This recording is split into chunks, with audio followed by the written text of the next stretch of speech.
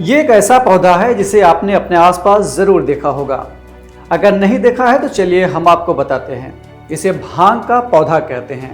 भांग को अंग्रेजी में कैनाबिस, मैरिजुआना और वीड आदि भी कहते हैं। इसमें टेट्राहाइड्रोकैनाबिनॉल पाया जाता है, जिसे आसान शब्दों में THC कहते हैं। ज़्यादातर इसका इस्तेमाल नशे के तौर पर किया जाता है, लेकिन जरा रुकिए। भांग के बारे में किसी भी निष्कर्ष पर पहुंचने से पहले ये जान लेना ज़रूरी है कि इसका विरोध या हानिकारक प्रभाव सिर्फ उसके नार्कोटिक यानी नशीले होने की वजह से किया जाता है। लेकिन भांग में नशा उसकी पत्तियों और पुष्पक्रम में मौजूद रासायनिक तत्व THC के 0.3% से अधिक होने पर ही होता है। यानी अगर किसी भी भांग प्रजाति में टेट्राहाइड्रोकैनाबिनॉल की मात्रा 0.3% से ज़्यादा है तो उससे नशा होगा, अदरवाइज नहीं। इसे लेने के बाद अजीब सी खुशी महसूस होती है। खुशी पाने की बार बार चाहत में लोग इसके आदी भी होने लगते हैं, एडिक्टिव हो जाते हैं।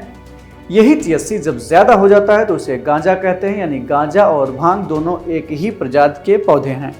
खैर, आज हमारे डिस्कशन का मुद्दा ये नहीं है कि गांजा और भांग में डिफरेंस क्या है, बल्कि आज इन हरे भरे दिख रहे पौधों के बारे में जो कि भारत में बहुतायत में पाए जाते हैं, इनको लेकर एक अच्छी बात आपको बताने वाला हूं।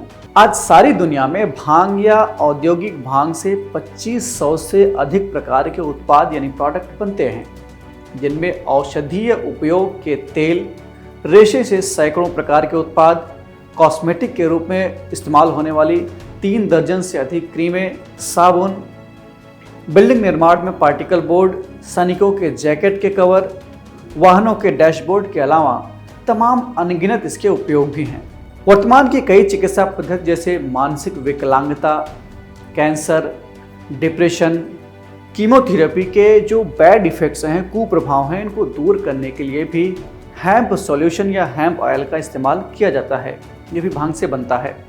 कैनाबिस के इसी फायदों को देखते हुए 3 संस्थाओं CSIR, IIM और इंडस स्कैन ने संयुक्त रूप से यानी ज्वाइंटली जम्मू में एक कैनाबिस रिसर्च प्रोजेक्ट शुरू किया है।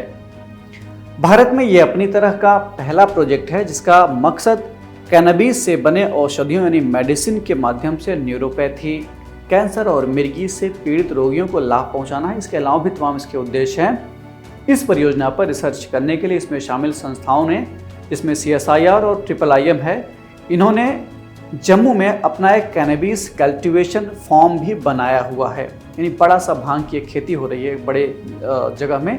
हाल ही में केंद्रीय मंत्री डॉक्टर जितेंद्र सिंह इस फार्म का दौरा करने पहुंचे थे, कल्टीवेशन फार्म का, और इस दौरान उन्होंने कहा कि ये प्रोजेक्ट तमाम प्रकार के न्यूरोपैथी और मधुमेह रोग आदि के लिए निर्यात गुणवत्ता वाली यानी एक्सपोर्ट क्वालिटी वाली दवाओं का उत्पादन करने में ये प्रोजेक्ट सक्षम होगी।